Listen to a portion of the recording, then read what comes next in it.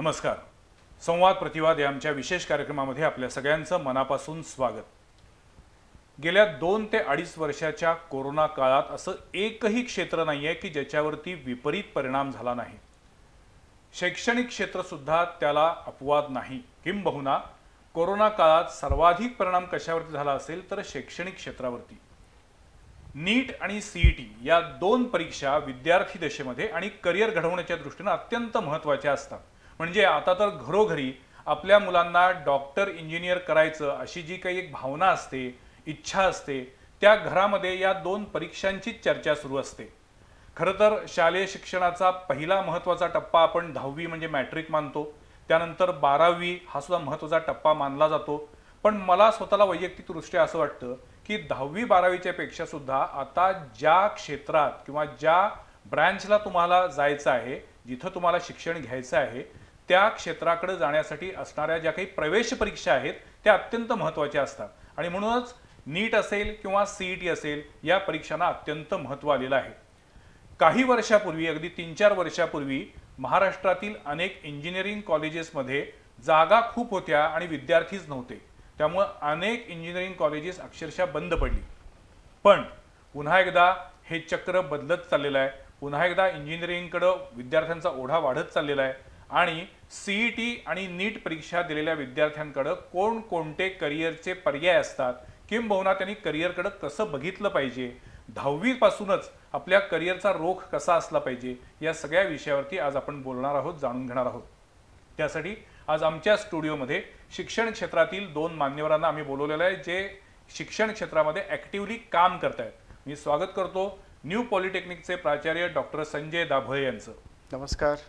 त्याचबरोबर आज आपल्याला आणखीन एका करिअरबद्दल माहिती देण्यासाठी आम्ही बोलवलेले आहेत डॉक्टर रवींद्र कुंभार सर. त्यांचंही स्वागत आहे. कुंभार सर गडिंग्लजमधल्या फार्मसी कॉलेजमध्ये आहेत आणि आज मी मुद्दाम 2 क्षेत्रातील या 2 तज्ज्ञांना बोलवलेलं आहे. दाभोळे सर, मला सुरुवात करायची आहे तुमच्यापासून. नीट आणि सीईटी हे सगळ्यांना शब्द माहिती आहेत, या दोन्ही परीक्षा माहिती आहेत, पण या परीक्षांचं स्वरूप कसं असतं? आत्ताच या दोन्ही परीक्षांचा निकाल जाहीर झालेला आहे. पण मुळात नीट ही पण ऑब्जेक्टिव्ह आहे आणि सीईटी पण ऑब्जेक्टिव्ह परीक्षा आहे. तर पेपर एकच असतात की मल्टिपल पेपर असतात? सांगतो. आता टोटल आपल्याकडे इंजिनिअरिंगचा ऑप्शन बघितला तर JEE आणि JEE ॲडव्हान्स हे IIT साठी असतं. आणि महाराष्ट्राच्या अंतर्गत जेवढ्या काही इन्स्टिट्यूशन्स असतील, प्रायव्हेट, गव्हर्नमेंट, ऑटोनॉमस, यांच्यासाठी सीईटीची परीक्षा असते. बरोबर. स्टुडंट्स JEEचं पहिलं प्रिपरेशन करतात. JEEच्या बरोबरच महाराष्ट्रामधल्या काही संस्था मिळाव्यात त्याच्यासाठी त्यांनी सीईटीचं प्रिपरेशन केलं असतं. सीईटी, JEE ह्या दोन्ही ज्या असतात त्याच्यामध्ये मॅथ्सचा आणि फिजिक्स हे थोडंसं डिफिकल्ट असतं. डिफिकल्ट लेवल ही खूप जास्त असते. आणि पेरेंट्स ज्यावेळी मुलाला 12वीला 11वीला प्रवेश घेत असतात त्यावेळी त्याचं गांभीर्य माहीत नसतं की त्यांचा ग्रीवेन्स किंवा त्या फिजिक्सला किती डेप्थ आहे, डिफिकल्टी लेवल काय आहे. आपला पाल्य जो पासआउट झाला तो स्टेट बोर्डमधून झाला आहे का, CBSE मधून झाला आहे का, ICSE मधून झाला आहे का, IB बोर्डमधून झाला आहे, याचा कुठलाही बॅकग्राऊंड नसतो. आणि JEE किंवा JEE ॲडव्हान्स आणि सीईटी याला थोडासा इन्फ्लुएन्स हा NCERT बुकचा जास्त असतो. अच्छा. आणि नीट्स त्याच्यामध्ये एकूण 3 सेक्शन्स असतात, ज्याच्यामध्ये सीईटी परीक्षा घेतं कोण? सीईटी परीक्षा ही महाराष्ट्र राज्य तंत्र शिक्षण संचालनालय जे आहे, नाही DT मध्ये आपल्याकडे प्रवेश नियंत्रण समिती आहे 12वी नंतर, ती MSCETची परीक्षा सीईटी सेलच्या अंतर्गत घेतली जाते. ओके. आणि नीटची JEEची परीक्षा जी आहे ती सेंट्रल गव्हर्नमेंटच्या डिपार्टमेंट पासून घेतली जाते. बरं.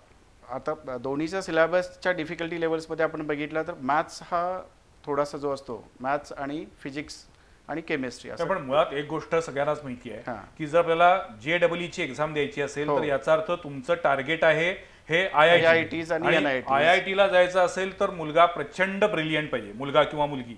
आणि ते जर तेवढे ब्रिलियंट असतील तरच ते JEEची परीक्षा क्रॅक करू शकतात. किंबहुना IITचं स्वप्न बघणारी मुलंच ही करिअर ओरिएंटेड आहेत, खूप अभ्यासू आहेत असं आपण म्हणत असतो. पण सीईटी तसं नाही. आजकाल सर्वसामान्य घरामध्ये सुद्धा असं वाटतं की माझा मुलगा इंजिनियर व्हावा आणि मग इंजिनिअरिंगसाठी जायचं असेल तर सीईटी मस्ट आहे. एक्झॅक्टली. पण प्रॉब्लेम काय होतं की सीईटीला जरी मॅथ्स, केमिस्ट्री आणि फिजिक्स जरी घेतला आणि त्याची डिफिकल्टी लेवल JEE पेक्षा कमी जरी असली तरी त्या विद्यार्थ्याला ज्यावेळी तो PCMB हे दोन्ही ग्रुप त्यांना ठेवलेले असतात, फिजिक्स, केमिस्ट्री, मॅथ्स आणि बायोलॉजी. आणि ऑलरेडी हा बायोलॉजी हा इतका डेप्थ आणि व्हास्ट सिलेबस आहे, फिजिक्स हा डिफिकल्ट आहे, मॅथ्सची अजून डिफिकल्टी लेवल वाढली जाते, कारण इंजिनिअरिंग म्हटलं की मॅथ्स अनालिसिससाठी चांगलंच लागतं. आणि पालकाचा अट्टहास असा होतो की हे दोन्ही ग्रुप ठेवल्यामुळे मला काही झालं तर पुढे बी ग्रुपसाठी पण जाता येईल आणि इंजिनिअरिंग पण जाता येतील, म्हणजे वाटलं तर मेडिकलला पण जाईल नाही तर इंजिनिअरिंगला पण जाईल. पण याच्यात असं होतं की त्या पाल्याला इतकं स्ट्रेसफुल व्हायला लागतं, कारण हा सिलेबस जो असतो त्याच्याकडे इतका हा सिलेबस, कोचिंग प्रॉपर मिळाले तर ठीक, 11वी-12वीच्या क्लासरूममध्ये सुद्धा आपल्याला माहिती असतं किती प्रकारचं टीचिंग लर्निंग होतं. हे सगळं दोन्ही चारही विषय सांभाळत त्याला मल्टिपल एंट्रान्सेस पण द्यायला लागतात, जसं काही ॲटोनॉमस पण आहेत.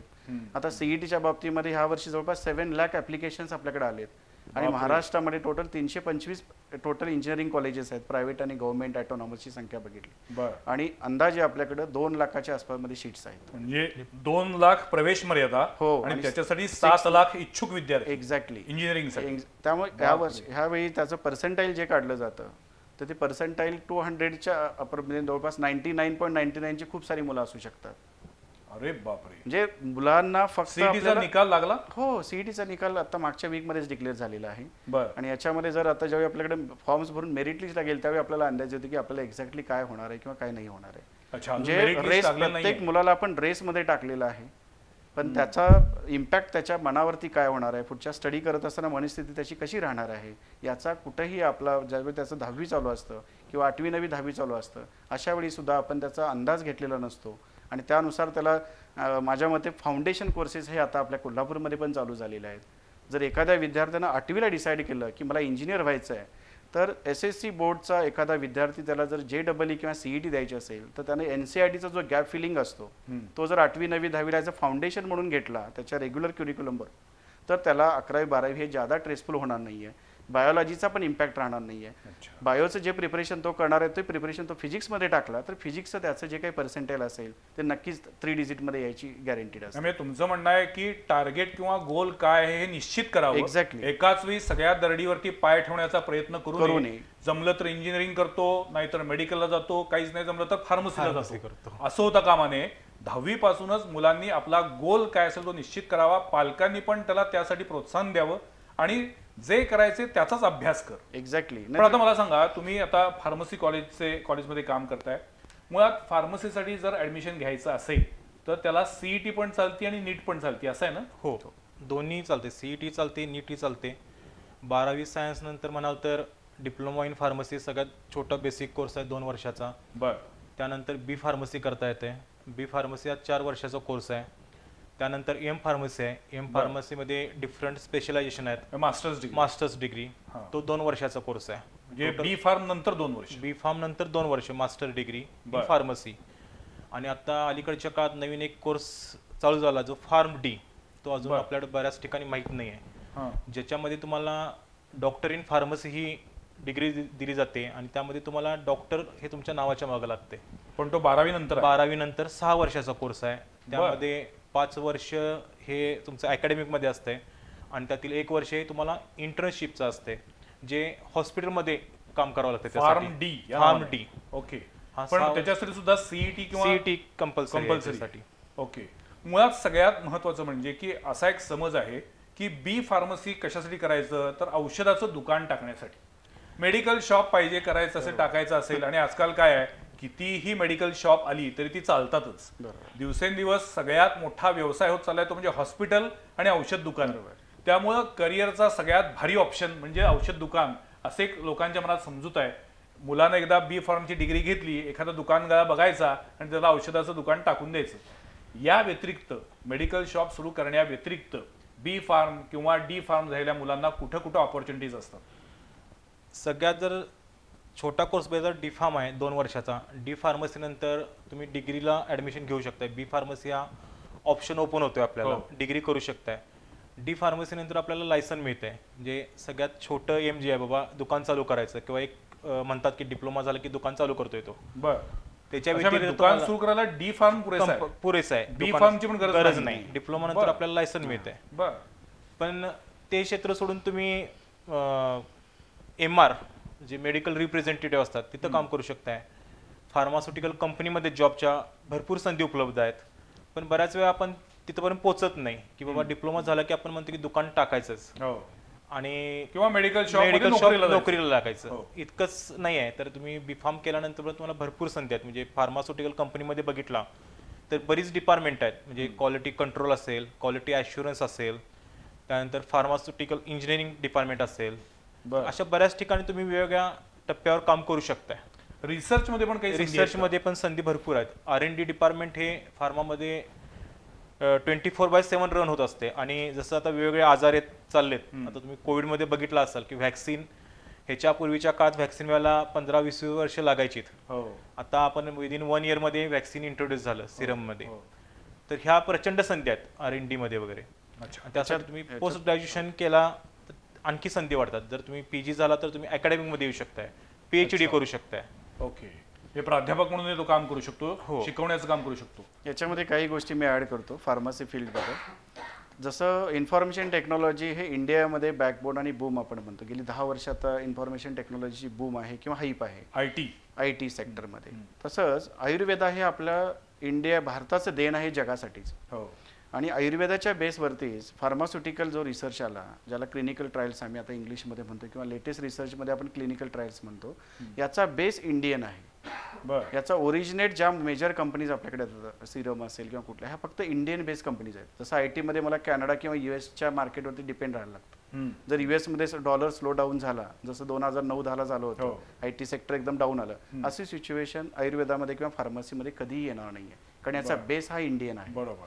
आणि क्लिनिकल ट्रायल्समध्ये किंवा मेडिकल कोडिंगमध्ये खूप ऑपॉर्च्युनिटीज ह्या कोविड नंतर सगळ्यांना वाईड ओपन झालेल्या आहेत. म्हणजे फार्मास्युटिकल फक्त हा एखादं शॉप काढणं किंवा रिसर्च काय करणं किंवा रिसर्च केलेला कॉपी पेस्ट करणं हे इंडियामध्ये मोस्टली चालतं, ज्याला आपण रिसर्चचं इनोव्हेशन म्हणतात. पण फार्मास्युटिकलमध्ये क्लिनिकल ट्रायलसाठीच्या रिसर्च लॅब या खूप मोठ्या प्रमाणात आता उघडलेल्या आहेत. आणि विद्यार्थ्यांना बीफार्म केल्यानंतर मला वाटतं क्लिनिकल ट्रायल्समध्ये खूप चांगल्या पद्धतीचं करिअर ते करू शकतात. ओके. आणि ह्या खूप मोठ्या पद्धतीनं ऑपॉर्च्युनिटीज आपल्याकडे येणार आहेत.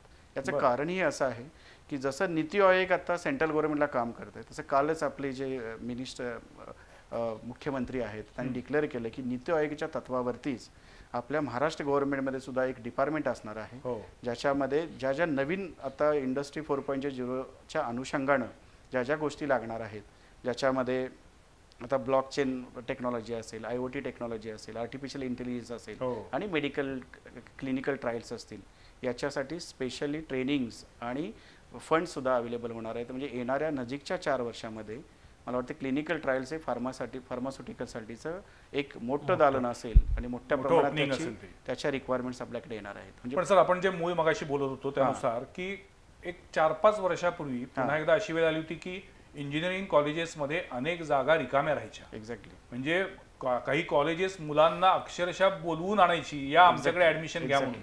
कधी काही त्याच्या आधी त्याच्यासाठी डोनेशन द्यावं लागत होतं. एक्झॅक्टली. पण त्यानंतर परिस्थिती बदलली, आता पुन्हा इंजिनिअरिंगकडे कल वाढलेला दिसतोय. काय कारण सांगतो. आता इंजिनिअरिंगचं प्रत्येक सेक्शन किंवा प्रत्येक प्रोग्राम, जसा मेकॅनिकल, सिव्हिल, इलेक्ट्रिकल, आता computer IT sector related computer science असेल, artificial intelligence and machine learning असेल, ह्या सगळ्या टेक्नॉलॉजीज आहेत. आणि ह्या टेक्नॉलॉजीजचा इम्पॅक्ट हा इंडस्ट्रियल रिव्हॉल्युशनच्या बदलनुसार होत असतो. जसं इंडस्ट्री 4.0 मार्केटमध्ये 2015 साली ज्यावेळी मोदी साहेबांनी ज्यावेळी ठरवले की हे चालू करायचं आहे, आणि त्याचा इम्पॅक्ट खऱ्या अर्थानं 2020 नंतर सुरू होतोय.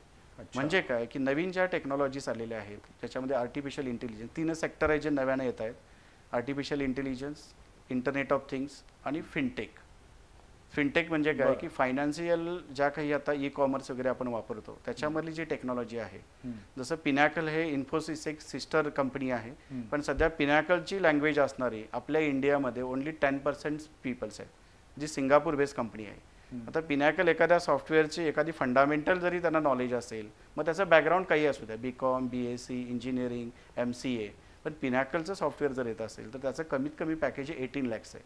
बापरे. जर एखादा IoT इंजिनिअरिंगचा ॲडव्हान्स डिप्लोमा त्यांनी केला, मग त्याचं बॅकग्राऊंड काही असू दे, म्हणजे इरिस्पेक्टिव्ह ऑफ बॅकग्राऊंड, म्हणजे आपण प्रोग्रामला किंवा इंजिनिअरिंगला कुठल्याही ब्रँच स्पेसिफिक इंजिनिअरिंग आता राहिलं नाही. आता इंटरडिसिप्लिनरी इंजिनिअरिंग आलेलं आहे, ज्याच्यामध्ये मेकॅनिकल इंजिनियर असेल आणि त्यानं एखादा इंटरनेट ऑफ थिंग्सचा एखादा ॲडव्हान्स डिप्लोमा केला तर त्याचं पॅकेज हे साध्या एखाद्या बीटेक कम्प्युटर केलेल्या एखाद्या अभियंत्यापेक्षा त्याचा पगार हा 1.5 टाइम्स असू शकतो. नाही म्हणजे मी अगदी जबाबदारीने बोलतो, हा. ऑटोमोबाईल इंजिनिअरिंग केलंय किंवा Yes. प्रोडक्शन इंजिनिअरिंग केलंय, Yes. पण त्यांना प्रोग्रामिंग मध्ये सुद्धा मोठमोठ्या कंपन्या इन्व्हॉल्व्ह करतात. एक्झॅक्टली. त्यामुळे मी जे शिकलेलो आहे तेवढ्याच माझ्या मर्यादेत मी काम करणार असं आता राहिलेलं नाहीये.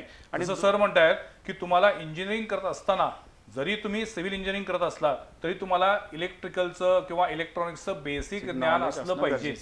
आणि सर आपल्या महाराष्ट्रातले जे काही पेरेंट्स आहेत त्यांच्याबद्दल मला आता असं बोलायचं, मी 14 वर्ष या एज्युकेशन फील्डमध्ये आहे, की आपल्या इथं लाईव्ह जे आहे ज्याला आता बूम आहे अशा मागे विद्यार्थी जास्त लागतात. पण विद्यार्थ्यांनी प्रवेश घेतल्यानंतर 3 वर्षाचा पदविका किंवा 4 वर्षाची पदवी किंवा 6 वर्षाचा पोस्ट ग्रॅज्युएट डिप्लोमा एखादा इंजिनिअरिंग कोर्स केला असेल त्यानंतर आपल्याला जॉब करायचा आहे, ही दूरदृष्टीपणा आपल्याकडे नसतो.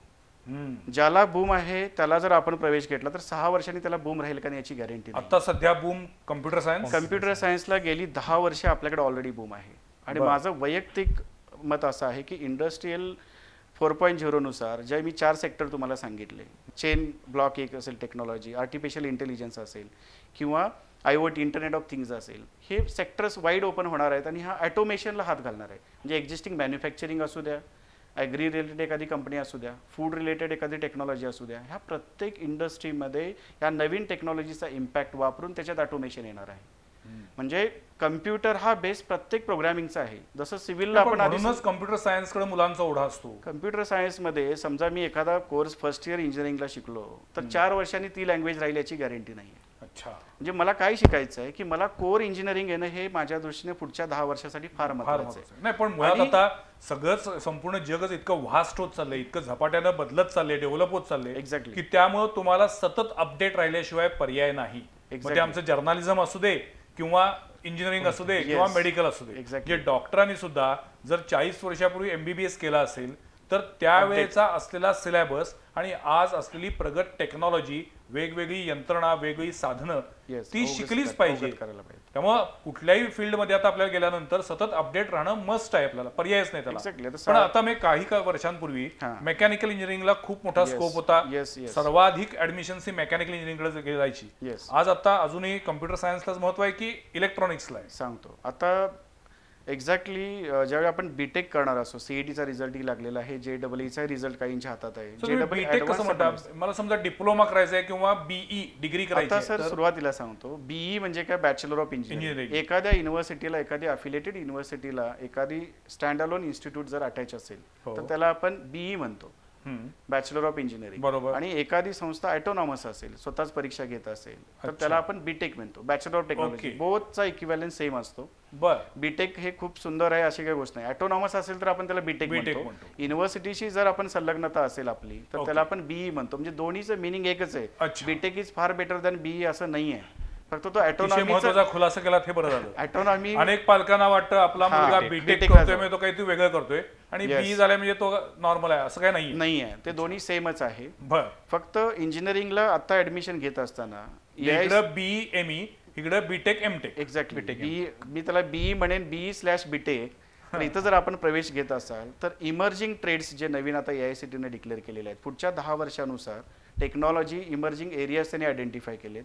हे एरियाज आयडेंटिफाय करताना एज्युकेशनलिस्ट, फॉरेन मधले काही एक्सपर्ट्स, इंडस्ट्रीमधले असे घेऊन 32 एरियाज त्यांनी आयडेंटिफाय केलेत. आणि अशा ब्रँचेस आता चालू केले ज्याच्यामध्ये त्यांना 4 इंजिनिअरिंग लँग्वेजेस प्रोग्रामचं हे नॉलेज दिलं जाईल. म्हणजे कनेक्ट केलेत. फॉर एक्झाम्पल मी सांगतो, आता तुम्ही म्हटलं मेकॅनिकलला स्कोप आहे, पण मेकॅनिकलपेक्षा तुम्ही मेकॅट्रॉनिक्सला जर आता ॲडमिशन घेतलात, ऑटोमोबाईल इंजिनिअरिंगला बीटेकला ॲडमिशन घेतला तर हा जो पूर्ण प्रोग्रामचा कोर्स आहे याच्यामध्ये तुम्हाला कम्प्युटर शिकवलं जाईल, याच्यामध्ये मेकॅनिकलचं फंडामेंटल शिकवलं जाईल, याच्यात इलेक्ट्रॉनिक्सचं फंडामेंटल शिकवलं जाईल, याच्यात इलेक्ट्रॉनिक्स शिकवलं जाईल. म्हणजे कॉम्बिनेशन ऑफ ऑल 4-5 ज्या आता प्रोग्राम्स आहेत हे कंबाईन करून पुढच्या इमर्जिंग एरियाज पकडून अशा ब्रँचेस चालू केले ज्याच्यात ऑटोमेशन इंजिनिअरिंग आहे, मेकॅट्रॉनिक्स आहे, ॲटोट्रॉनिक्स आहे, computer science with data science आहे, computer science with artificial intelligence आहे, computer science with big data आहे.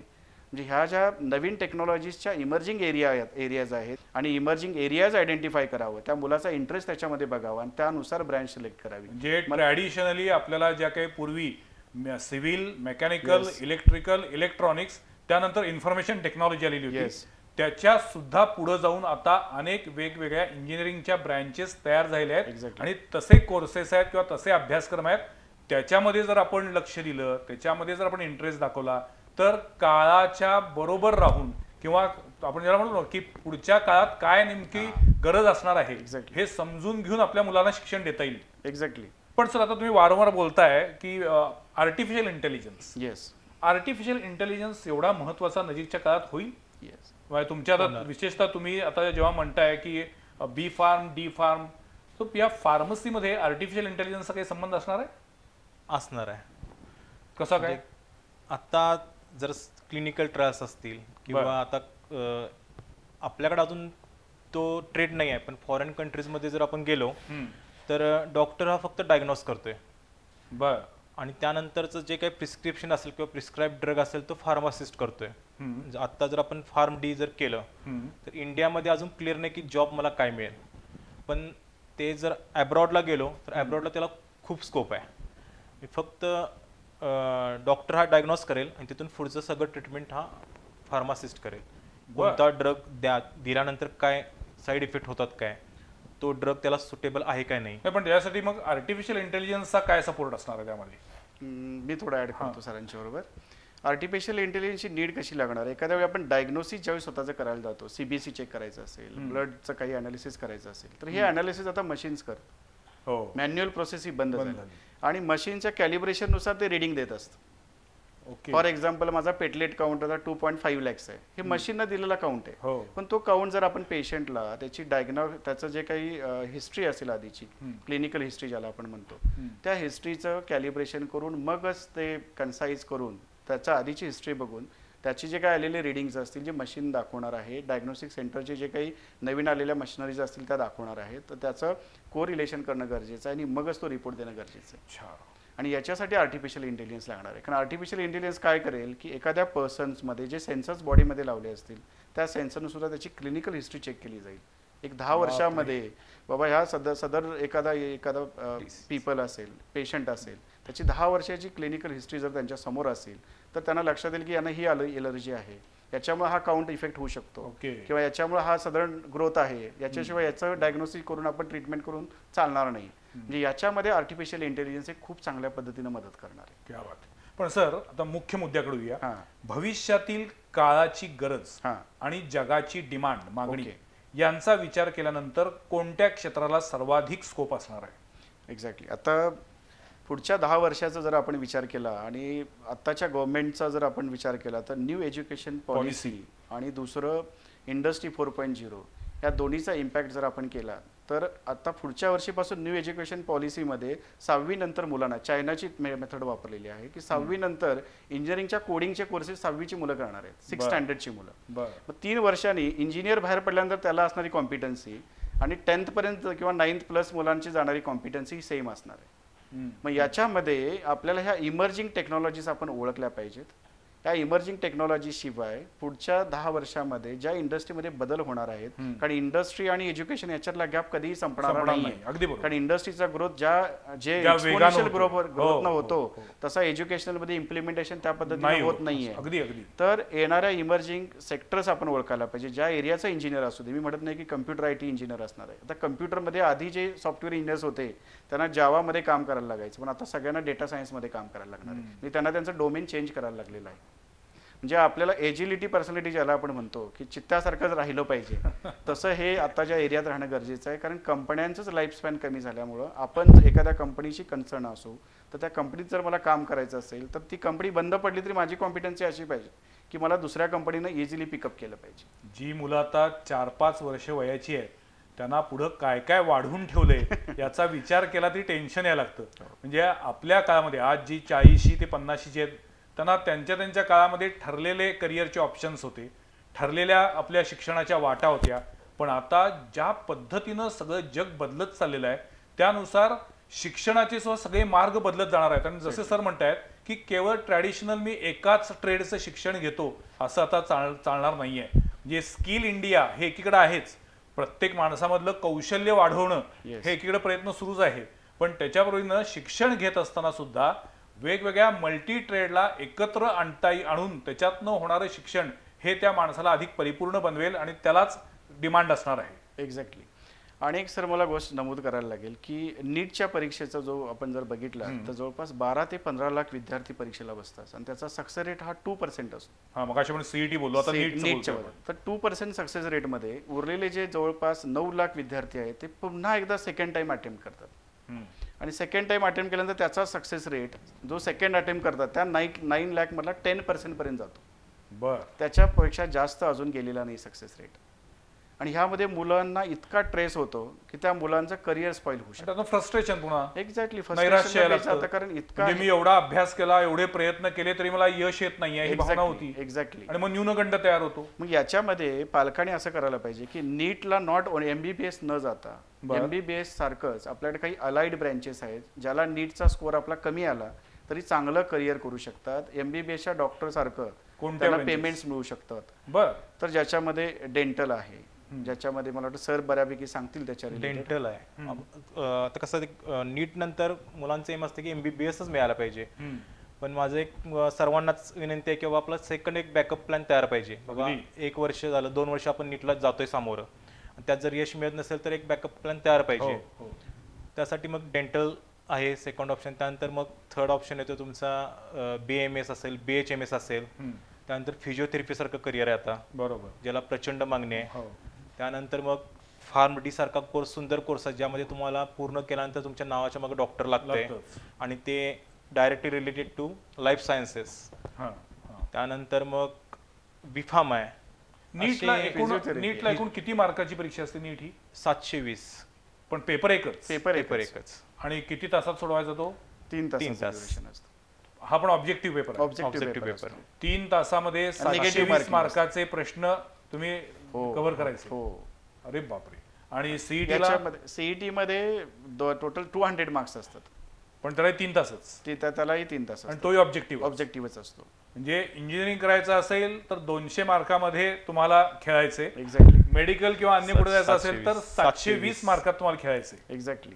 त्यामुळेच मी सुरुवातीला सांगितलं की आपण ऑप्शन चूज करत असताना PCMB न ठेवता जर आपल्याला नीट करायचं असेल तर मी पालकांना सांगेल की 7वीला तुम्ही ठरवा की माझ्या पालकाला मुलाला नीट करायचं आणि 7वी पासून फाउंडेशन करावं. मी इंजिनिअरिंगला सांगितलं तुम्हाला 8वी 9वी पासून करा म्हणून, पण आपण 5वी ते 7वी पासूनच नीटचं जे प्रिपरेशन आहे फाउंडेशन म्हणतो मी.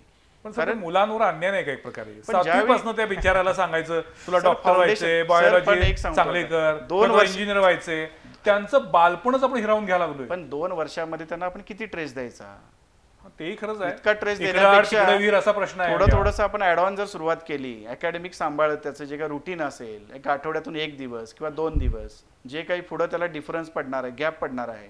कारण आपल्या इथं अजूनही state बोर्डचा syllabus, NCERTचा syllabus, ICSEचा syllabus, IB बोर्डचा syllabus याच्यात सुसूत्रता नाहीये. पण सर आता एक मूलभूत प्रश्न, समजा मी CETची एक्झाम दिलेली आहे. ओके. म्हणजे मी 12वी इकडे पास आउट झालो. आता जसं CETचा निकाल लागलाय पण अजूनही त्याची मेरिट लिस्ट लागलेली नाहीये. बरोबर. पण मला समजा जर CET मधनं इंजिनिअरिंगला ऍडमिशनच मिळणार नसेल तर मला BSc करण्यापासून पर्याय नाही. बरोबर आहे. मग मी आता BSc ला ऍडमिशन घेऊन ठेवायची आणि CETची मेरिट लिस्ट लागायची वाट बघत बसायची. इथे मी दोन्ही दरडीवर पाय ठेवून उभा असतो. मग समजा उद्या मला CET ला ऍडमिशन मिळाली, CET इंजिनिअर मिळाली तर माझी BSc ची लिस्ट मी सोडून द्यायची. मग त्या कॉलेजचं नुकसान नाही त्यामध्ये का? उलट पण होईल, मी ऍडमिशनच घेतलेलं नाहीये BSc फर्स्ट इयरला आणि मी फक्त इंजिनिअरिंग साठी फक्त मी वाट बघत बसलेलो आहे. तर माझं उद्या इंजिनिअरिंग पण नाहीये प्रवेश, आणखीन BSc ला पण प्रवेश नाही, असं पण होऊ शकतं. ह्याच्यावरती काही सोल्युशन आहे का? आता याच्यावरती एकच सोल्युशन राहील की हा फक्त प्रश्न BSc किंवा CETचा नाही आहे. जर आपण अक्रॉस इंडिया विचार केला तर JEE ऍडव्हान्स IITच्या प्रवेश पासून स्टेट गव्हर्नमेंटच्या CETच्या एक्झाम पर्यंत आणि खाली इथं लोकल लेवलला आपण BScच्या एंट्रान्स पर्यंत जर आपण गेलो, या सगळ्या एंट्रान्स ह्या एकाच महिन्यामध्ये, एकाच वीकमध्ये व्हायला पाहिजेत. यांच्या प्रोसेसेस ज्या आहेत त्या सायमल्टेनियसली व्हायला पाहिजेत, तरच हा फायदा होणार. आणि पालकांचं बऱ्याच वेळा असं होतं की त्यांना कधी मेरिट लिस्ट लागतोपर्यंत कॅप राऊंडचा कुठल्याही केंद्रीय प्रवेशचा अंदाज हा कुणालाही येत नाहीये. मग ते डिप्लोमा असू द्या, ITI असू द्या, तुमचं 11th सायन्सचं ऍडमिशन असू द्या, इंजिनिअरिंग, फार्मसी कुठलेही घ्या, आर्किटेक्चर, प्रत्येक सेक्टरमध्ये जोपर्यंत अनलेस अँड अंटिल त्याची मेरिट लिस्ट बनत नाही तोपर्यंत आपल्याला अंदाज येत नाही की मला कुठला प्रवेश मिळणार हो, आहे. कारण नेहमी विद्यार्थ्यांना मी सांगतो की student will never select the college, college will select the students. विद्यार्थी कॉलेज निवडत नसतात.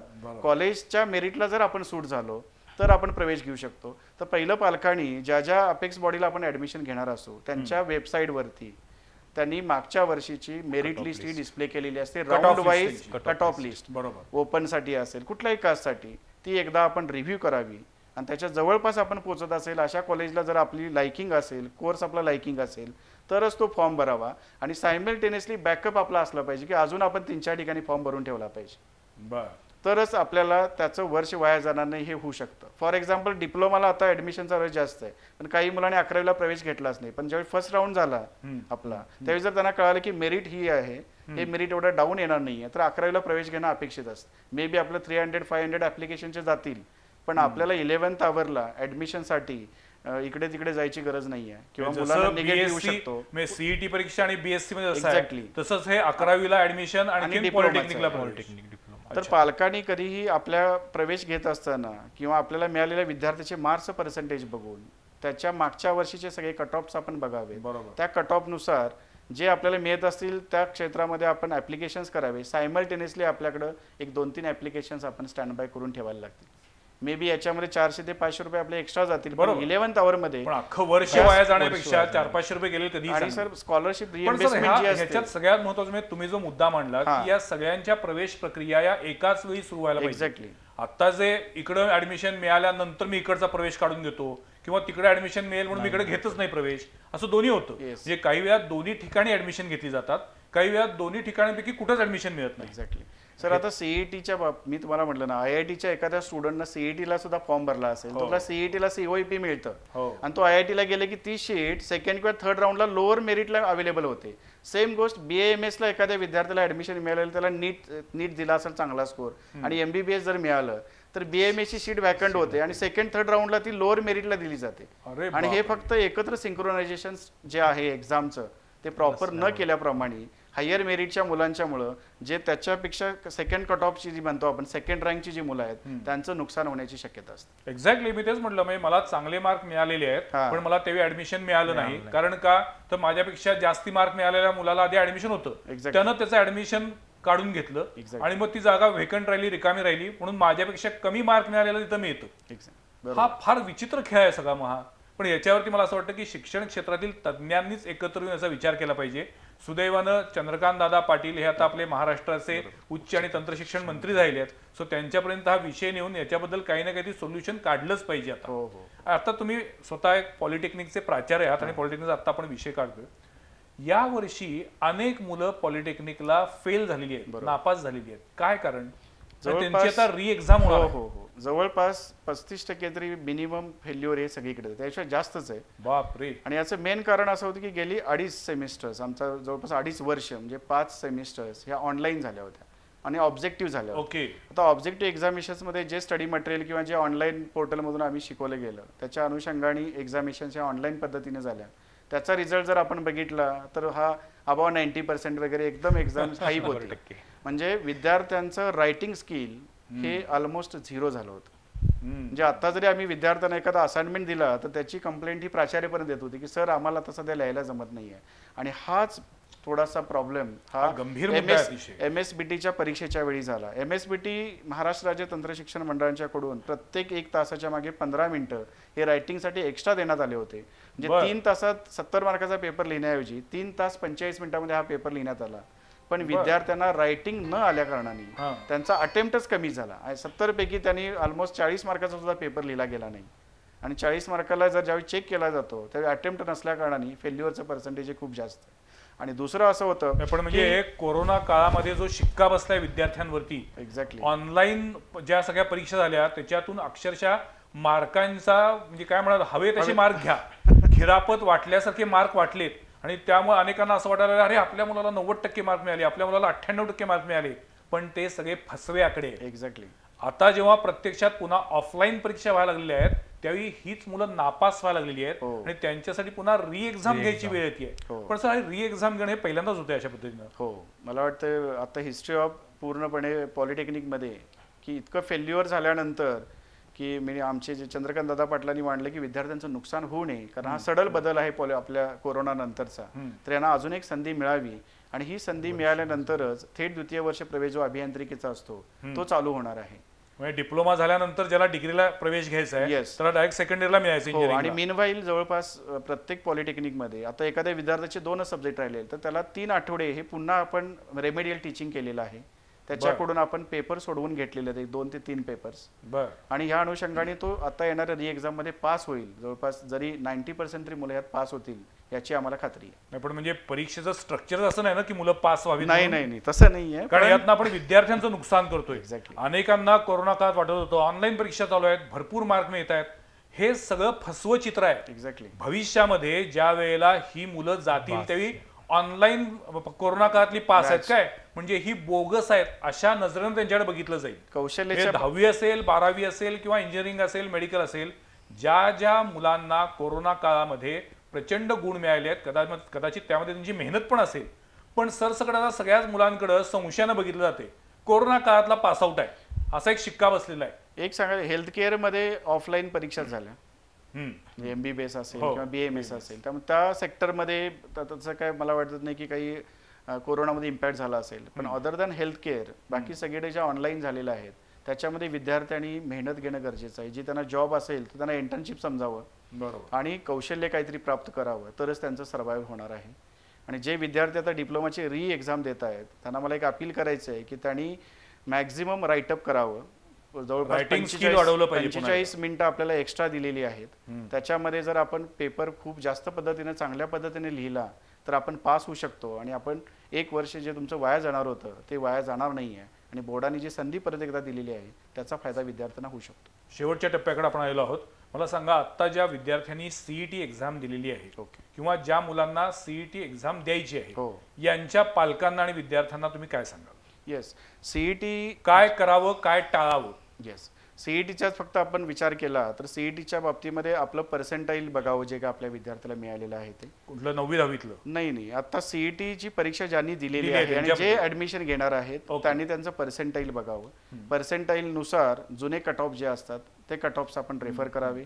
आणि मी आता सांगितल्याप्रमाणे सेक्टर्स जे नवीन इमर्जिंग सेक्टर्स आहेत अशा ब्रँचेस बऱ्याचशा इंजिनिअरिंग कॉलेजेसमध्ये हे आता चालू झालेले आहेत. ओके. जसं नुसतं कम्प्युटर सायन्स करायचं नाही आपल्याला, त्याच्याबरोबर डेटा सायन्स असायला पाहिजे, आर्टिफिशियल इंटेलिजन्स असायला पाहिजे, इन्फॉर्मेशन टेक्नॉलॉजी असेल तर त्याच्यात सायबर सिक्युरिटी असली पाहिजे, किंवा मेकॅट्रॉनिक्स असेल, ॲटोमेशन इंजिनिअरिंग असेल, ॲटोट्रॉनिक्स असेल, इलेक्ट्रिकल व्हेकल असेल, स्मार्ट इंजिनिअरिंग आहे. आता सिव्हिलमध्ये 50 सॉफ्टवेअर्स आहेत जे वापरले जातात.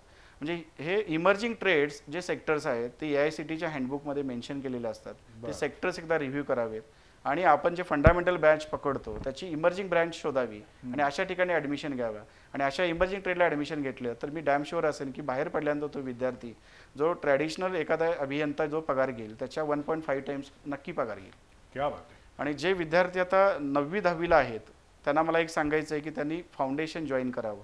कारण फिजिक्स आणि मॅथ्स हे CETला 2 मेन सब्जेक्ट आहेत. केमिस्ट्री हा समजून जाईल किंवा त्यांना चांगले मार्क्स येतात, पण फिजिक्स केमिस्ट्री याचं फाउंडेशन जर आपण घेतलं, कारण स्टेट गव्हर्नमेंटचा आपल्याकडे जो सिलेबस आहे आणि NCERTचा जो गॅप आहे तो गॅप जर त्यांनी 9वी 10वीला सायमल्टेनियसली 9वी 10वी करत असताना पूर्ण केलं तर CETच्या प्रिपरेशनला त्याचा फायदा होईल. आणि जर आपण CETचं टार्गेट असेल तर आपण B ग्रुपकडे जाऊ नये. कारण मी आधीच सांगितलं, कारण PCMB जर असेल तर मी मगाशी तुम्हाला म्हणलो की 96% पडलेला 10वीचा विद्यार्थी हा 69% 12वी सायन्सला पडतो. याचा मेन प्रॉब्लेम हा त्याचा बुद्ध्यांक नसतो तर तिथं Focus त्याचा होत नाही. सिलेबसची ग्रॅव्हिटी, सिलेबसची डिफिकल्टी लेवल इतकी जास्त आहे की ती त्या 4 किंवा 6 महिन्यामध्ये थोडंसं स्ट्रेसफुल होतं त्या विद्यार्थ्याला आणि तो त्याच्यातनं कोप अप होऊ शकत नाही आहे आणि डिझायर्ड आपल्याला जे पर्सेंटेज आहे ते आपल्याला CETला मिळत नाही. नीट बद्दल तुम्ही काय सांगाल? नीटची तयारी करायची असेल तर विद्यार्थ्यांनी काय खबरदारी घेतली पाहिजे, काय कोणत्या गोष्टींवरती लक्ष केंद्रित केली पाहिजे, आणि आता जे नीट पासआउट झालेले आहेत त्यांना काय तुम्ही सांगू शकाल? नीट ही अशी एक्झाम आहे की बरीच मुले 2-2, 3-3 वर्ष तयारी करत असतात. हो. तर मी त्यांना सांगेन की तुम्ही नीटची तयारी करताय पण त्या नीटचा जो काही स्कोर लागतोय त्या मानानं आपल्याकडे तेवढ्या सीट्स अवेलेबल नाहीत MBBSला आणि प्रत्येकाचं एम असते की MBBSच मिळायला पाहिजे. तर सेकंड बॅकअप प्लॅन पण तुम्ही तयार ठेवावा. एखादी संधी तुम्ही आणखी देऊ शकताय पण त्यासाठी तुम्ही आयुष्यातली 2-2, 3-3 वर्ष वाया घालवू शकत नाही. नीट परीक्षा किती वेळा देऊ शकतो एखादा विद्यार्थी? त्याला अपियर होण्याचं काही लिमिट आहे का? नाही नाही. सीईटीला पण नाहीये. नाहीये. कितीही वेळा मी सीईटीला Repeat बसू देऊ शकतो शकतो, आणि repeat देऊ शकतो. नीटला बसू शकतो. Repeat पण मी सीईटीला पहिल्यांदा मला 200 पैकी 140 मार्क पडलेले आहेत. मी दुसऱ्या वेळेला पुन्हा बसून मी ते 140 चे 190 करू शकतो. हो, जो काय तुम्हाला स्कोर येतो तो त्या ऍडमिशनच्या अकॅडमिक इयरसाठीच व्हॅलिड Valid, okay. नॉट की सेकंड इयरला व्हॅलिड असेल. Okay okay. आणि दुसरं जे सांगितलं की यांनी हेल्थ केअर अलाइटेड MBBS न करता तर BSc नर्सिंग हा एक खूप सुंदर कोर्स आहे. आणि ज्याच्यामध्ये MBBS डॉक्टरला जेवढी सॅलरी मिळते तेवढी सॅलरी ही BSc नर्सिंगच्या कोर्सला क्या मिळते. बात आहे. त्यामुळे जर याला 250च्या आसपास जर आपला स्कोर असेल बर नीटला तर अशा विद्यार्थ्यांनी मला वाटतं BSc नर्सिंग ही गोल्डन ऑपॉर्च्युनिटी आहे, तो त्यांनी कम्प्लीट करून घ्यावा. BPTH म्हणून एक कोर्स आहे. बर पॅथॉलॉजीमध्ये ग्रॅज्युएशन जसं आपला बीटेक कोर्स असतो हो. तसं बॅचलर इन पॅथॉलॉजी हाही कोर्स असतो. यालाही नीटला 200-250 मार्क पडले तरी सुद्धा एक मेट्रॉन पोस्ट जी हॉस्पिटलमध्ये असते त्या पोस्टसाठी ते इलिजिबल असतात. त्यालाही सेम MBBSच्या डॉक्टर एवढी सॅलरी असते. म्हणजे हेल्थ केअरला आपला स्कोर कमी आल्यानंतर डायरेक्टली रिपिटेशनला जाण्याऐवजी आपण हेल्थच्या अलाइड कोर्स वेगळे पर्याय काय आहे गुगलमध्ये सर्च करावा. माहित असले पाहिजे हा, आपल्याला. आणि त्यानुसार कॉलेजेस चूज करून जर घेतले तर मला वाटतं की जे इफर्ट्स री एक्झामला घेण्यापेक्षा सेम करिअर आपल्याला इकडे होऊ शकतं. मागच्या वेळी सर आपण बोललो होतो सिविक इन्स्टिट्यूट मध्ये कोल्हापुरातल्या इंटरनेट ऑफ थिंग्स वगैरे सारखे कोर्सेस आलेले आहेत. एक्झॅक्टली. हे सगळे जे कोर्सेस आहेत हे सगळे तुम्हाला ज्याला आपण म्हणतो स्किल डेव्हलप करणारे कोर्सेस आहेत. तर असे कोर्सेस आता नवीन नवीन वाढतायत का? येस. आता मी आधी लास्ट टाइमचं आमचं बोलणं आपलं ज्यावेळी झालं होतं की आर्ट्सचे विद्यार्थी किंवा कॉमर्सचे विद्यार्थी आणि BSc झालेले विद्यार्थी जे असतात यांचा स्टफ आपल्याकडे खूप जास्त आहे. ऑलमोस्ट 68. आपण आता इतका वेळ बोलतोय हे सगळं आपण सायन्सच्या विद्यार्थ्यांना बोलतोय. हो, आता- खरं तर आर्ट्स आणि कॉमर्स मध्ये पण भरपूर संधी आहे. एक्झॅक्टली. आणि मला नेहमी असा प्रश्न पडतो, हा कार्यक्रम शूट करण्यापूर्वी मी असं म्हटलं की कोणीही पालक असं का म्हणत नाहीत की माझा मुलगा उत्तम चित्रकार बनू दे, माझा मुलगा उत्तम लेखक बनू दे, माझा मुलगा उत्तम कवी होऊ दे, असं का नाही म्हणत? आपण सगळेजण हे केवळ आणि केवळ त्याला इंजिनियर करायचे, डॉक्टर करायचे किंवा आजकाल नवीन एक झाले ते म्हणजे कॉम्पिटेटिव्ह एक्झामला मी बसवणार आहे मुलांना, असंच झालंय. आपण का नाही म्हणत? हा, काही जण असं माझा मुलगा राजकारणात जाईल, माझा मुलगा उद्या जाऊन पिक्चर मध्ये काम करेल, पण कलांविषयी इतकी अनासक्ती का वाढत चालली आहे? मोठा प्रश्न आहे. नाही, एक सांगावं असं वाटतं की बाबा एक चांगली संधी आहे की बाबा 11वी-12वी सायन्स करून तुम्ही आर्ट्स कॉमर्सला जाऊ शकताय. बऱ्याच मुलांना माहित नसते. डोक्यात काय असते बाबा मी 11वी-12वी सायन्स केले तर मला सायन्समध्येच करिअर करायला लागेल. तर 11वी-12वी सायन्स नंतर तुम्हाला तिकडे जाता येते, आर्ट्स कॉमर्सला जाता येते. BA ला ऍडमिशन घेता येईल किंवा BA ला घेता येईल. तुम्हाला BR सारखा सुंदर कोर्स आहे आर्किटेक्ट. त्यानंतर तुम्हाला लॉ करता येते, तुम्हाला CA आहे, CA सारखा सुंदर कोर्स आहे, CS आहे, कंपनी सेक्रेटरी कोर्स आहे. असे पर्याय उपलब्ध आहेत. जर तुम्ही 11वी-12वीचा नीटचा अभ्यास करता इतकं 12-12, 14-14 तास एवढं एक प्रकारे करू शकता तुम्ही. तर तुम्ही स्वतः हुशार आहे, पण तुम्ही तिकडे विचार करत नाही की बाबा CA सुंदर करिअर आहे, CS सुंदर करिअर आहे. पण मुलांच्या डोक्यात बसलेलं असतं की बाबा 12वी सायन्स म्हटलं की MBBS. ते सोडून थोडंसं इकडे पण मुलांना डायव्हर्ट व्हायला पाहिजे. काय आहे करिअर कशासाठी? तर पैसे मिळवण्यासाठी. पैसे कशासाठी? मस्त आनंदानं मौज मजा करत जगण्यासाठी. आणि जगणं कशासाठी? तर पुन्हा तोच आहे प्रेस्टीजसाठी. हे असं एक चक्र तयार झालेलं आहे. पण मला असं वाटतं की शिक्षणाचा मूळ उद्देश जो आहे तो चांगले नागरिक घडवण्याचा, ज्ञान मिळवण्याचा, आणखीन त्याच्या आपल्या स्वतःच्या बरोबरीनं देशाचा पण विचार करून शिक्षण घेतलं पाहिजे. आणि त्याचबरोबर सगळ्यात महत्त्वाची गोष्ट म्हणजे काळाची पावलं ओळखून, काळाची गरज ओळखून आता आपल्याला शिक्षण घेणं अनिवार्य ठरणार आहे. म्हणजे मी जर ट्रॅडिशनली शिकत राहिलो तर कदाचित भविष्यामध्ये मी या सगळ्या सिस्टीममधनं बाहेर फेकला जाईल. मला सतत अपडेट होणं अतिशय महत्त्वाचं आहे आणि काळाची पावलं ओळखूनच मी माझी ब्रँच निवडली पाहिजे. एक गोष्ट मी ऍड करतो सर. आता आपलं बोलणं जसं झालं ना, आर्ट्समध्ये पॉलिटिकल सायन्स असेल किंवा न्यू एज्युकेशन पॉलिसी ज्यावेळी नेक्स्ट इयरला येईल त्यावेळी आपली जनरेशन ज्यावेळी होती त्यावेळी आर्ट्समध्ये चूज करायला लागेल, कॉमर्समध्ये चूज करायला लागेल, सायन्समध्ये करायला लागेल, ज्याला मी आर्ट्सला ह्युमॅनिटी म्हणतो.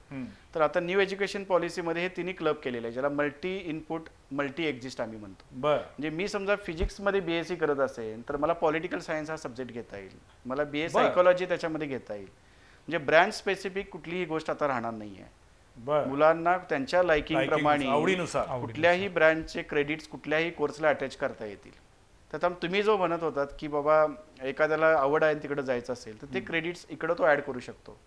क्या आणि बात. दोन्ही करिअरमध्ये येतील. म्हणजे इथून पुढे न्यू एज्युकेशन पॉलिसी जो बदल गरजेचा होता, मला वाटतं इंदिरा गांधींनी 1968 साली पहिली न्यू एज्युकेशन पॉलिसी आणली, राजीव गांधीने 1986ला आणली आणि नरसिंहरावांनी 1993 साली त्यात मॉडिफिकेशन केलं होतं. ऑलमोस्ट 34 वर्षांनी हा जो बदल होतोय, हा बदल किंवा हा ड्राफ्ट खूप चांगला आहे, त्याचे पॉझिटिव्हिटी खूप चांगले आहेत. म्हणजे आता जो नवीन एज्युकेशन पॉलिसी आहे तुम्ही स्वागत करताय. एक्झॅक्टली. आणि त्याच्यानुसार त्याचं इम्प्लिमेंटेशन जर प्रॉपर केलं तर हा जो प्रॉब्लेम आहे की 6 स्टँडर्ड पासून व्होकेशनल कोर्सेस, कारण जर्मनीमध्ये जर एखादा वेल्डर असेल किंवा एखादा प्लंबर असेल किंवा एखादा कार्पेंटर असेल, त्याला एखाद्या इंजिनियर सारखं वेटेज दिलं जातं, त्याचं स्वागत केलं जातं. इंडियामध्ये आपल्या तसं होत नाहीये. त्यामुळे व्होकेशनल कोर्सेस हे 6 स्टँडर्ड पासून चालू केल्या कारणाने विद्यार्थ्यांना परीक्षा जे काही पेपर्स लिहून त्याचे आपण बुद्ध्यांक चेक करतो ते न करता स्किल बेस्ड व्होकेशनल कोर्सेस बेस्डच त्याचं अनालिसिस होणार आहे.